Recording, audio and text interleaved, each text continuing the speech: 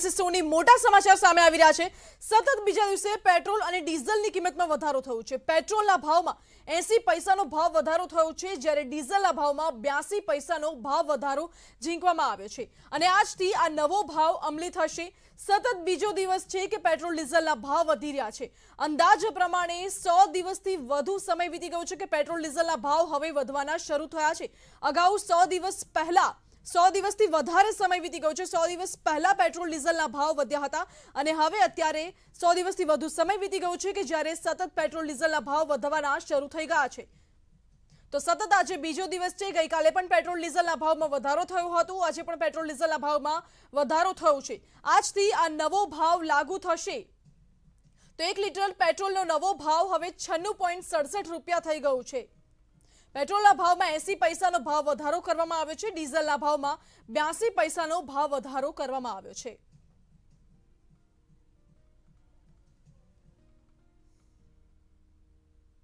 अन्य समाचारनी बात करिए। મહીસાગરના લુણાવાડાના ગટાવ ગામે જંગલમાં ભીષણ આગ લાગી। ફોરેસ્ટ વિસ્તારના જંગલમાં આગ લાગી હતી। જંગલના મોટાભાગના વિસ્તારોમાં આગ ફેલાઈ ગઈ હતી તો જંગલમાં દીપડા સહિતના પ્રાણીઓ વસવાટ કરી રહ્યા છે। આગ ભયાનક હોવાથી આજુબાજુના લોકો જોવા માટે ઉમટી પડ્યા હતા તો દૂર દૂર કિલોમીટરો સુધી આગના દ્રશ્યો લોકોને જોવા મળ્યા। ખૂબ જ ભયંકર આગ લાગી હતી। જો કે કયા કારણોસર આ આગ લાગી તે કારણ હજુ પણ અકબંધ છે। ફોરેસ્ટ વિસ્તારના જંગલમાં આ આગ લાગી છે। આ જંગલમાં દીપડા અને સિંહ જેવા પ્રાણીઓ વસવાટ કરે છે। ફોરેસ્ટ વિસ્તારના જંગલમાં આગ લાગતા જ ત્યાં જે પ્રાણીઓ છે, પ્રાણીઓમાં દોડધામ મચી ગઈ હતી। આસપાસના જે લોકો છે, સ્થાનિકો, તે આસપાસના લોકો પણ ત્યાં જંગલ વિસ્તારમાં એકઠા થઈ ગયા હતા તો મોટાભાગના વિસ્તારોમાં આ આગ ફેલાઈ ગઈ। ન્યૂઝ 18 ગુજરાતી તમને આ એક્સક્લુઝિવ દ્રશ્યો બતાવી રહી છે।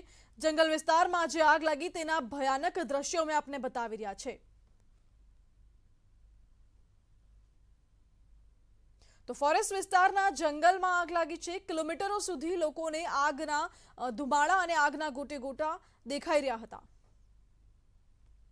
મારી સાથે સંવાદદાતા મિતેશ ભાટિયા જોડાયા છે। જી મિતેશ, આ આગ ક્યારે લાગી, કેટલો સમય વીતી ગયો? જી ચોક્કસથી જો વાત કરવામાં આવે તો મહીસાગર જિલ્લાના ઘંટાવ જંગલમાં ગત રાત્રિના રોજ ભયાનક આગ લાગી હતી અને ભયાનક સ્વરૂપના લઈને કિલોમીટર સુધી આગ જોવાઈ રહી હતી, જેના કારણે લોકો પણ એકઠા થયા હતા।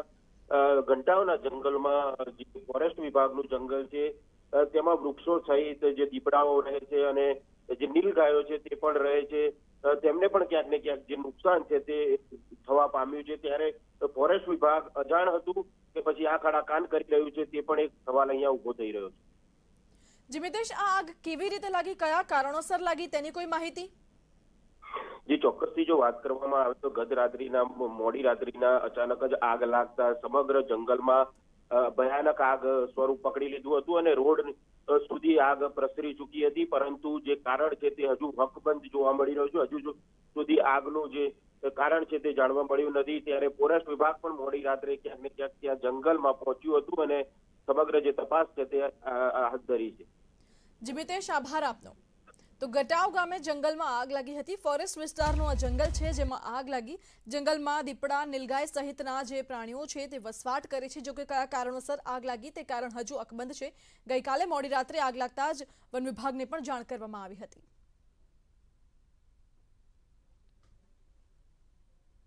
વડોદરામાં સનસનીખેજ હત્યા થઈ છે।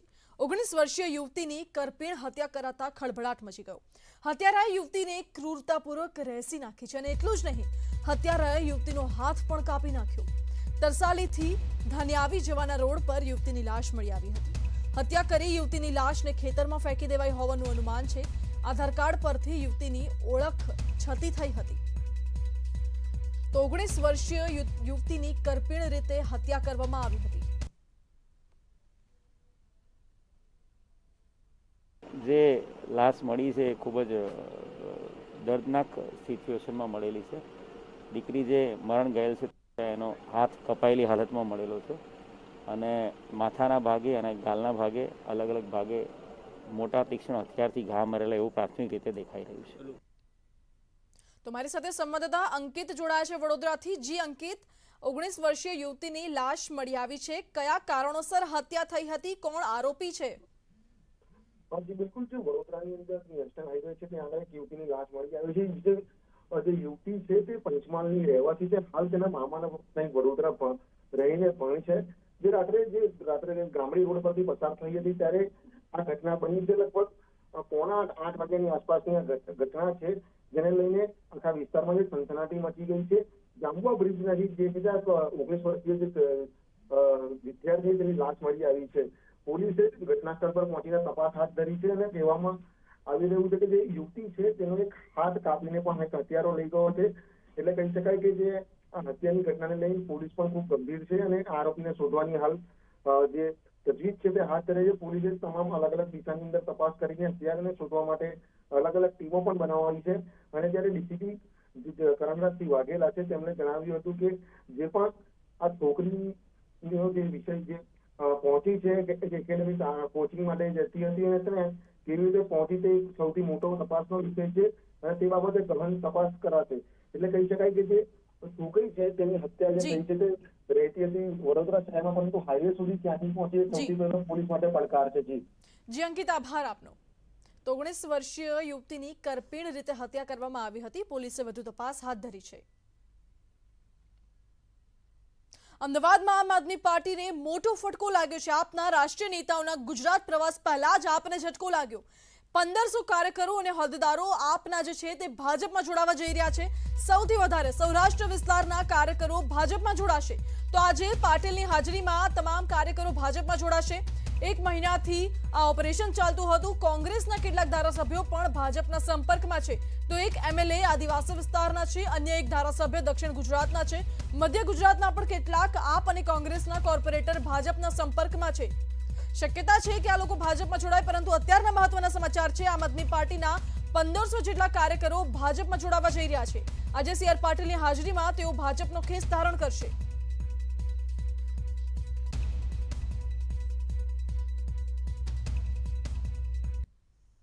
તો આમ આદમી પાર્ટીના 1500 જેટલા કાર્યકરો ભાજપમાં જોડાવા જઈ રહ્યા છે, જેને લઈને આમ આદમી પાર્ટી તરફથી પણ સ્પષ્ટતા કરવામાં આવી છે. આપના નેતા યોગેશ જાદવાણીએ કહ્યું કે કોણ ભાજપમાં જોડાવાનું છે અમને ખબર છે. મહત્વાકાંક્ષી લોકો જે માત્ર હોદ્દા અને ટિકિટ માટે રાજકારણમાં આવ્યા છે તેવા લોકો ભાજપમાં જોડાવાના છે. ભાજપમાં જોડાનાર આગેવાનો એવા છે જેમને પહેલા જ પાર્ટીમાંથી નિષ્ક્રિય કે બરતરફ કરી દેવામાં આવ્યા છે.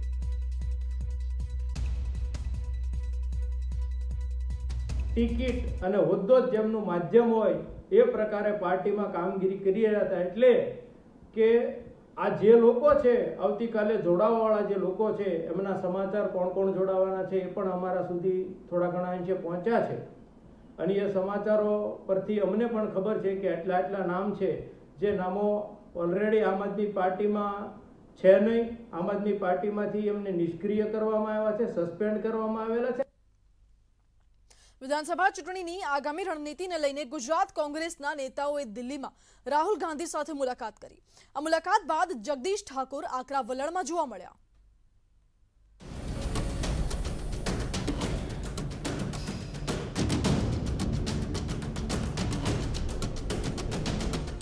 કોંગ્રેસ છોડીને જેને જવું હોય એ જઈ શકે છે. આ શબ્દો સાથે ખુદ કોંગ્રેસના જ પ્રદેશ પ્રમુખ જગદીશ ઠાકોરે નારાજ ધારાસભ્યોને આપી દીધી છે છૂટ. કોંગ્રેસના ધારાસભ્યો ભાજપના સંપર્કમાં હોવાના દાવા પર ઠાકોરે આ જવાબ આપ્યો. 12 હોય કે 15 હોય, જે થવાનું છે જવાની છૂટ આપી છે. જેને જવાનું હોય જાય. કોંગ્રેસને કોઈ નચાવવા માંગતો છે, કોંગ્રેસ નાચશે નહીં. અને જે ગયા છે એને પૂછો કે ત્યાં તમારી શું દશા છે. જે ગયા છે એને પૂછો કે પાછા આવવું છે, પણ એ કોંગ્રેસે નથી લેતી, ત્યાંય સચવાતા નથી. એટલે ચૂંટણીના વખતે જે લોકો જાય છે એની રાજકીય કિંમત નથી, સામાજિક કિંમત નથી. ગુજરાત કોંગ્રેસના પ્રભારી રઘુ શર્મા અને જગદીશ ઠાકોરે 6 એપ્રિલથી શરૂ થનારી કોંગ્રેસની ગાંધી સંદેશ યાત્રામાં સામેલ થવા રાહુલ ગાંધીને આમંત્રણ આપ્યું. આગામી 2 થી 3 દિવસમાં ગુજરાત કોંગ્રેસનું નવું માળખું નક્કી થશે તેવી પણ જાહેરાત પ્રભારી અને પ્રમુખે આપી. Bureau report, news 18 Gujarati. ચૂંટણી આવતા જ સમાજને પોતાની તરફ વાળવા માટે નેતાઓ પ્રજાની વચ્ચે ઉતરી રહ્યા છે. કોળી સમાજમાં દેવજી ફતેપરા અને કુંવરજી બાવળિયા વચ્ચે જોરદાર ગજગ્રાહ હવે સપાટી પર આવી ગઈ છે. આગામી દિવસોમાં દેવજી ફતેપરા કોળી સમાજનું એક મોટું સંમેલન બોલાવશે કે આ સંમેલનમાં પૂર્વ મંત્રી કુંવરજી બાવળિયા, કેન્દ્રીય મંત્રી ડોક્ટર મહેન્દ્ર મુંજપરા અને ધાંગધ્રાના ધારાસભ્ય પરસોત્તમ સાબરિયાને પ્રવેશ નહીં અપાય. આ ત્રણેય નેતાથી નારાજ થયેલા ફતેપરાએ આ જાહેરાત કરી. આવતા થોડાક દિવસની અંદર મેન આગેવાનોનું મિટિંગ કરવાનું. કુંવરજીભાઈ નહીં હોય, કેન્દ્રીય મંત્રી મહેન્દ્ર મુંજપરા નહીં હોય, અમારા સમાજનો ધારાસભ્ય પણ નહીં હોય. આ ત્રણને નો એમ. આકરા પાણીએ જોવા મળેલા ફતેપરાએ સ્પષ્ટ કર્યું કે કુંવરજી સાથે સમાધાન થશે તેવી કોઈ શક્યતા જ નથી. ના, હજી કોઈ સમાધાન અમે કર્યું નથી અને મને નથી લાગતું કે સમાધાન થાય એવી પણ કોઈ એવી શક્યતા નથી. બીજી જાન્યુઆરીએ રાજકોટમાં કોળી સમાજની એક બેઠકમાં કુંવરજી અને દેવજી ફતેપરા સાથે જોવા મળ્યા હતા. આ બેઠકમાં જ દેવજી ફતેપરાએ કુંવરજીને રામ અને પોતાને લક્ષ્મણ ગણાવ્યા હતા. બાદમાં 5 જાન્યુઆરીએ ભાજપ સાથે યોજાયેલી કોળી ઠાકોર સમાજની બેઠકમાં કુંવરજી પહોંચ્યા, પરંતુ ફતેપરાને આમંત્રણ ન અપાતા ફતેપરા રોષે ભરાયા છે. 2019માં ટિકિટ કપાયા બાદથી દેવજીભાઈ અનેક વખત બળવાખોર વલણ દાખવી ચૂક્યા છે અને ચૂંટણી નજીક આવતા ફરી સક્રિય થયા હોય તેવી ચર્ચાએ પણ જોર પકડ્યું છે. અંકિત પોપટ, ન્યૂઝ 18 ગુજરાતી, રાજકોટ. કોરોનામાં દર્દીઓની ખડેપગે સેવા કરતા તબીબો હવે બેનરો સાથે રસ્તા ઉપર ઉતર્યા છે. કોર્પોરેશન દ્વારા લાગુ કરાયેલા સી ફોર્મના નિયમો આહનાને સખત શબ્દોમાં વિરોધ કર્યો છે.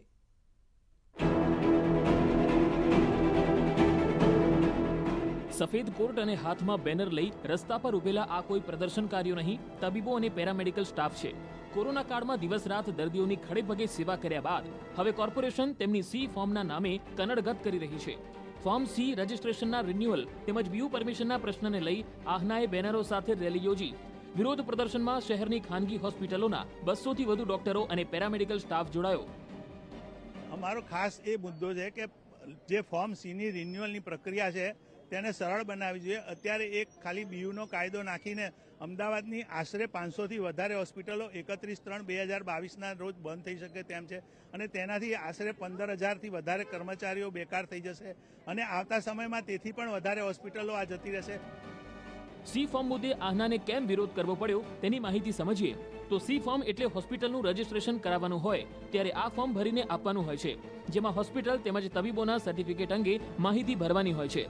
તાજેતરમાં અમદાવાદ મ્યુનિસિપલ કોર્પોરેશન દ્વારા આ સી ફોર્મમાં નવો નિયમ અચાનક લાવી દેવામાં આવ્યો છે, જેમાં અત્યાર સુધી સી ફોર્મમાં બીયુ પરમિશનના કાગળની જરૂરિયાત ન હતી, પરંતુ કોર્પોરેશન દ્વારા આ બીયુ પરમિશનનો નિયમ ફરજિયાત કર્યો છે.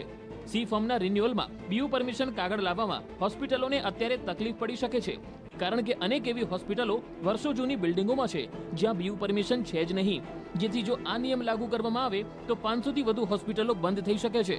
રાજકોટ, સુરત, વડોદરા, ગાંધીનગર જેવા શહેરોમાં આ નિયમ લાગુ કરાયો નથી, પરંતુ અમદાવાદ મ્યુનિસિપલ દ્વારા આ નિયમ લાગુ કરી દેવામાં આવ્યો છે.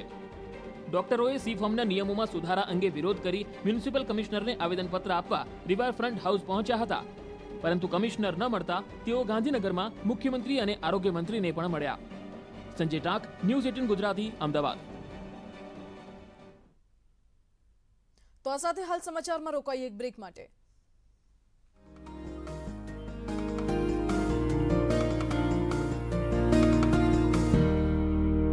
રોક દફા.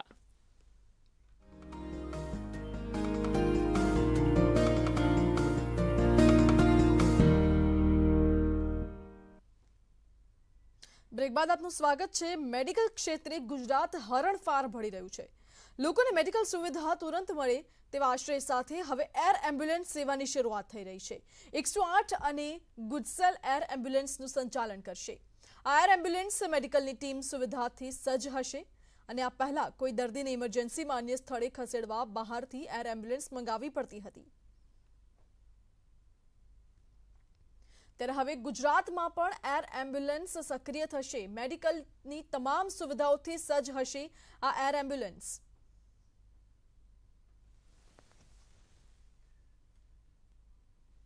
સમાચારના અંતમાં હવે જોઈએ દેશના મોટા શહેરોનું હાલનું